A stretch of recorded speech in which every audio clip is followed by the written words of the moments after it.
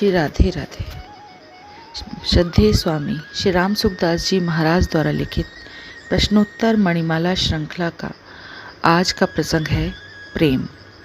कुछ साधकों ने महाराज जी से प्रश्न किए कि जीव का तो भगवान में आकर्षण है, प्रेम है, पर भगवान का जीव में प्रेम कैसे है। महाराज जी कहते हैं कि आकर्षण तो भगवान और जीव दोनों में है, पर भूल जीव में, भगवान में नहीं।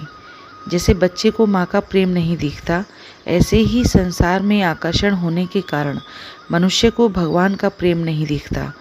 यदि भगवान का प्रेम दिखे, पहचान में आए, तो उसका संसार से में आकर्षण होता ही नहीं। भगवान कहते हैं कि सब मम प्रिय सब मम उपजाए, कि भगवान का प्रेम ही जीव को खींचता है, जिससे कोई भी परिस्थिति निरंतर नहीं रहती। एक साधक ने प्रश्न किया कि क्या परम प्रेम की प्राप्ति से पहले मुक्त होना आवश्यक है। महाराज जी कहते हैं कि ज्ञान मार्ग में मुक्ति के बाद प्रेम प्राप्त होता है और भक्ति मार्ग में प्रेम प्राप्ति के बाद मुक्ति। प्रेम तो जीव मात्र में पहले से ही विद्यमान है, पर संसार में राग होने के कारण वह प्रेम प्रकट नहीं होता। सत्संग से जितना राग मिटता है, उतना ही प्रेम प्रकट होता है, और जितना प्रेम प्रकट होता है, उतना ही राग मिटता है। वास्तव में प्रेम के अधिकारी मुक्त महापुरुष ही होते हैं। मुक्ति से पहले भी प्रेम हो सकता है, पर वह असली नहीं होता। हाँ, साधक के लिए वह बहुत सहायक होता है। असली प्रेम मुक्ति के बाद ही होता है। मुक्ति से पहले मैं भगवान का हूँ ऐसी मान्यता रहती है, पर मुक्ति के बाद मान्यता नहीं रहती, प्रत्युत अनुभव होता है। एक साधक ने महाराज जी से पूछा कि भगवान ने प्रेम लीला के लिए स्त्री पुरुष राधा कृष्ण का रूप क्यों धारण किया। दो मित्रों में भी तो प्रेम हो सकता है। इस पर महाराज जी कहते हैं कि संसार में सबसे अधिक आकर्षण स्त्री पुरुष के बीच ही होता है। इसलिए आकर्षण तो स्त्री पुरुष की तरह हो, पर अपनी सुख बुद्धि किंचन मात्र भी न हो। यह बात संसारी लोगों को समझाने के लिए ही भगवान ने राधा कृष्ण का रूप धारण किया। जिसकी दृष्टि में स्त्री पुरुष का भेद हो, वह राधा कृष्ण की प्रेम लीला को नहीं समझ सकता। इसको ठीक समझने के लिए साधक को चाहिए कि वह स्त्री पुरुष का भाव न रखे।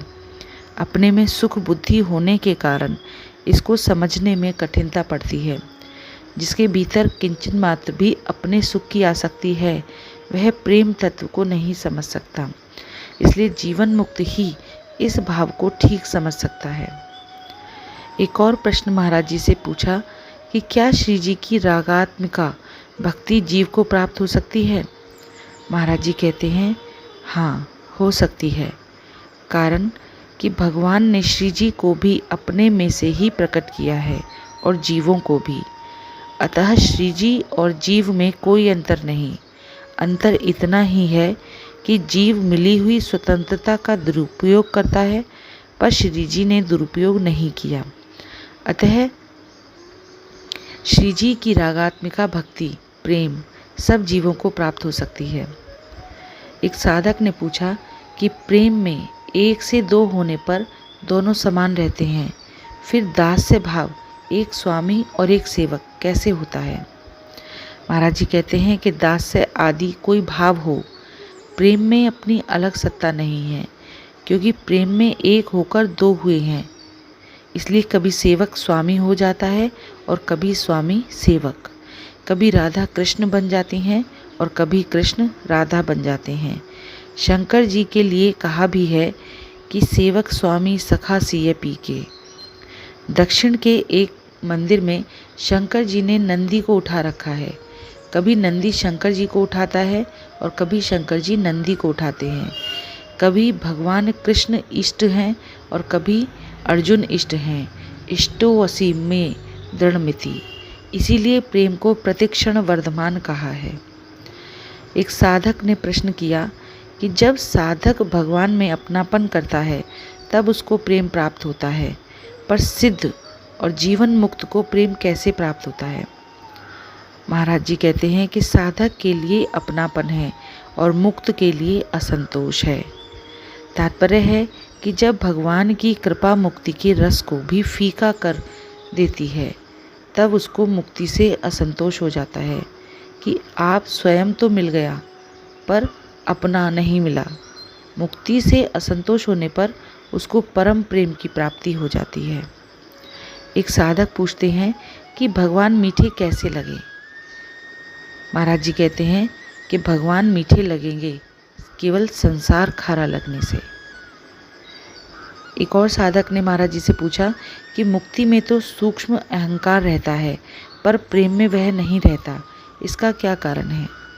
महाराज जी कहते हैं कारण यह है कि जीव परमात्मा का अंश है, अतः यह परमात्मा से ज्यों ज्यों दूर जाता है त्यों त्यों अहंकार दृढ़ होता जाता है, और ज्यों ज्यों परमात्मा की तरफ जाता है त्यों त्यों अहंकार मिटता जाता है। इसीलिए स्वरूप में स्थित होने पर भी सूक्ष्म अहंकार रहता है, और प्रेम में भगवान के साथ अभिन्न होने पर अहंकार सर्वथा मिट जाता है। एक साधक ने प्रश्न किया कि भगवान में प्रेम कैसे बढ़े। महाराज जी कहते हैं कि हम केवल भगवान के ही अंश हैं, अतः वे ही अपने हैं, उनके सिवाय और कोई भी अपना नहीं। इस प्रकार भगवान में अपनापन होने से प्रेम स्वतः बढ़ेगा। इसके सिवाय भगवान से प्रार्थना करनी चाहिए कि हे नाथ, आप मीठे लगो, प्यारे लगो। भगवान का गुणगान करने से, उनका चरित्र पढ़ने से, उनके नाम का कीर्तन करने से उनमें प्रेम हो जाता है। भगवान के चरित्र से भी भक्त चरित्र पढ़ने का अधिक महात्म्य है। एक साधक ने पूछा कि प्रेम प्रतिक्षण वर्धमान कैसे होता है। महाराज जी बताते हैं कि प्रेम में योग और वियोग, मिलन और विरह दोनों होते हैं। जब भक्त की वृत्ति भगवान की तरफ जाती है तब नित्य योग होता है, और जब अपनी तरफ जाती है तब नित्य वियोग। भगवान की तरफ वृत्ति जाने पर एक भगवान के सिवाय कुछ नहीं दिखता, और अपनी तरफ वृत्ति जाने पर स्वयं अलग दिखता है। भगवान ही है, यह नित्य योग है, और मैं भगवान का हूँ, यह नित्य वियोग है। नित्य योग में प्रेम का आस्वादन होता है, और नित्य वियोग में प्रेम की वृद्धि होती है। महाराज जी से एक प्रश्न पूछा गया कि यदि हम निष्काम भाव से किसी व्यक्ति से प्रेम करें तो उसका क्या परिणाम होगा। महाराज जी कहते हैं कि कामना के कारण ही संसार है। कामना न हो तो सब कुछ परमात्मा ही है, संसार है ही नहीं। निष्काम प्रेम होने पर संसार नहीं रहेगा, कामना गई तो संसार गया। इसलिए निष्काम भाव से किसी के साथ भी प्रेम करें तो वह भगवान में ही हो जाएगा। एक साधक ने पूछा कि भगवान में प्रेम की भूख क्यों है। महाराज जी कहते हैं कि भगवान में अपार प्रेम है, इसलिए उनमें प्रेम की भूख है। जैसे मनुष्य के पास जितना ज़्यादा धन होता है उतनी ही ज़्यादा धन की भूख होती है, इसी प्रकार भगवान में प्रेम की कमी नहीं पर भूख है। एक साधक पूछते हैं कि प्रेम से रोना और शोक से रोना दोनों में क्या अंतर है। महाराज जी कहते हैं कि प्रेम के आंसू ठंडे और मोह के आंसू गर्म होते हैं। मोह के आंसू तो नेत्रों के बीच से निकलते हैं, पर प्रेम के आंसू नेत्र के भीतरी नासिका की तरफ कोने से निकलते हैं। अधिक प्रेम होने पर आंसू पिचकारी की तरह तेजी से निकलते हैं। जय जय श्री राधे।